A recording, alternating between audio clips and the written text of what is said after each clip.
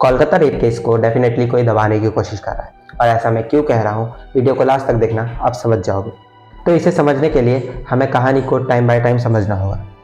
तो victim doctor RG Kar medical college and hospital Kolkata में एक थर्ड ईयर पीजी रेसिडेंट थी, जो वहाँ पर 36 आवर ड्यूटी पर थी। यस, 36 आवर कंटिन्यूस ड्यूटी, मतलब 36 आवर्स के लिए इमरजेंसी और ऑपरेशन के लिए आपको हॉस्पिटल में ही रहना होता है। हॉस्पिटल में ही आपका खाना पीना, नहाना, फ्रेश होना सब करना होता है। एक तरीके से समझ सकते हो कि 36 घंटे के लिए आप हॉस्पिटल ही आपका घर है। तो 8 अगस्त को जिस दिन ये क्राइम हुआ, उसी के कुछ टाइम पहले की बात करें तो विक्टिम डॉक्टर को वर्क करते करते, ड्यूटी करते करते 24 घंटे पूरे हो चुके थे, और 24 घंटे पूरे होने के बाद रात को करीबन 2 बजे फ्री होकर उन्होंने अपने जूनियर्स के साथ डिनर किया।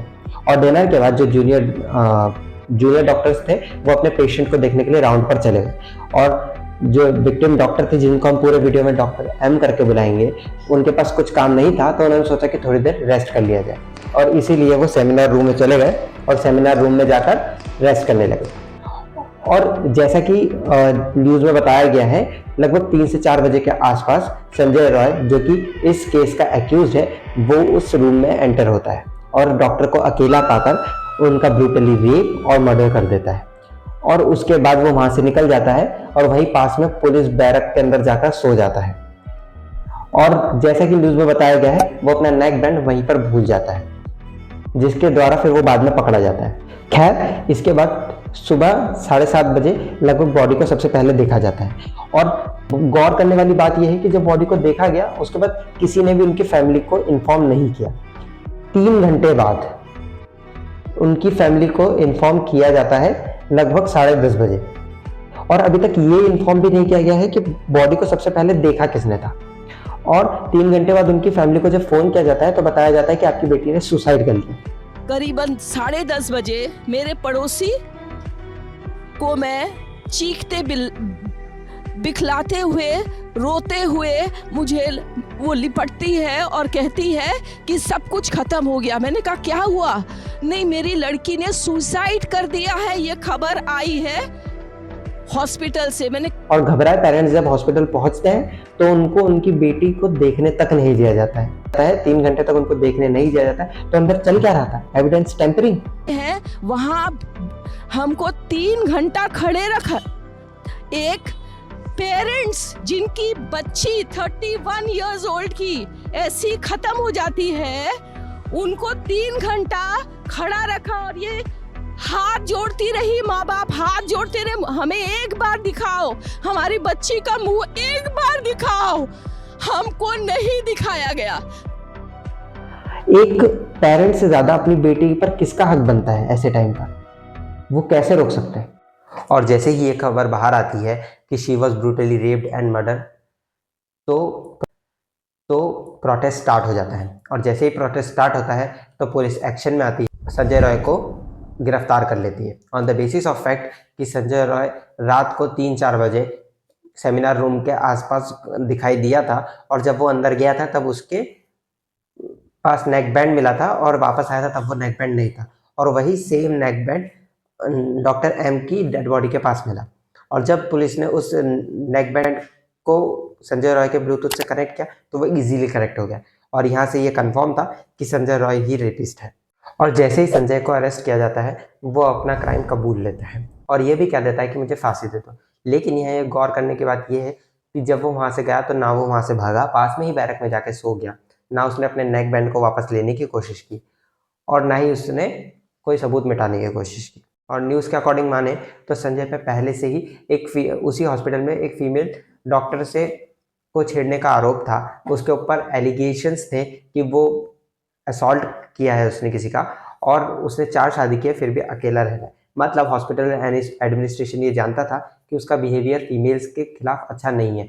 लेकिन इतने सारे एलिगेशंस होने के बाद भी पुलिस ने अभी तक रॉय पर कोई एक्शन नहीं लिया था।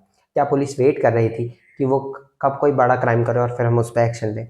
लेकिन अगर हम मान भी लेते हैं कि रॉय ने ये क्राइम किया है, तो आज 6 दिन पूरे हो चुके हैं। कहाँ है रॉय का बयान कि क्राइम कैसे हुआ? डॉक्टर एम की बॉडी की ये हालत देखने के बाद भी ना तो पुलिस ने और ना ही हॉस्पिटल एडमिनिस्ट्रेशन ने बॉडी का पोस्टमार्टम कराया। लेकिन जब पूरे इंडिया में डॉक्टर प्रोटेस्ट स्टार्ट हुआ तब वहाँ पर पोस्टमार्टम कराया जाता है और पोस्टमार्टम की रिपोर्ट देखकर आप सब हैरान रह जाएंगे।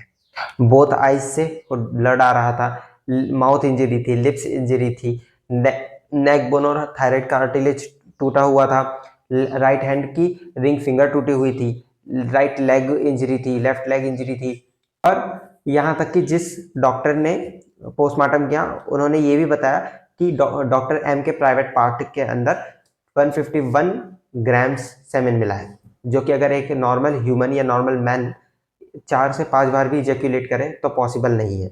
इसलिए ये क्लियर है कि वो रेप किसी एक इंसान ने नहीं बल्कि एक से ज़्यादा लोगों ने किया है। इसका मतलब ये रेप नहीं, गैंग रेप है। और यही बात तो सेकेंड डे पर पेरेंट्स ने और वहाँ के स्टूडेंट्स ने भी कही थी। तो हॉस्पिटल एडमिनिस्ट्रेशन किसे बचाने की कोशिश कर रहा है? जिस राज्य में ये चीज़ हुई है वहाँ की सीएम खुद एक वुमेन है और इन सब में एक आरोपी वहाँ की पुलिस भी है जो अपना काम ढंग से नहीं कर रही है। आमतौर पर कहीं भी क्राइम होता है तो पुलिस वहाँ की पूरी जगह को दूर दूर तक सील कर देती है, लेकिन हॉस्पिटल में जिस रूम के अंदर, सेमिनार रूम के अंदर ये क्राइम हुआ, पुलिस ने उसको सील नहीं किया।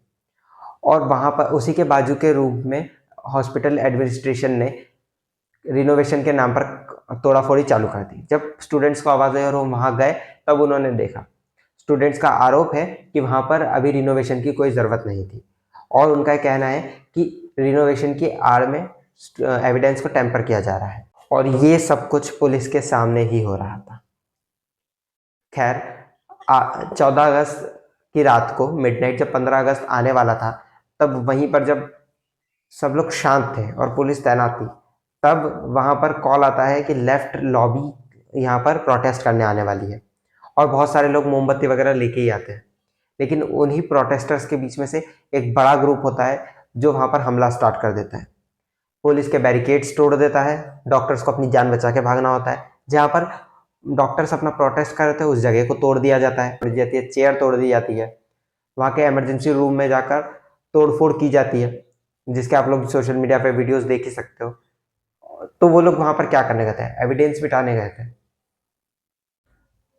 क्या हो रहा है कुछ समझ में नहीं आ रहा, किसे बचाने की कोशिश की जा रही है। लास्ट में मैं इतना ही कहूँगा कि अगर ऐसा कुछ हुआ है तो हम सबको जागना होगा, हम सबको इसके खिलाफ आवाज़ उठानी होगी।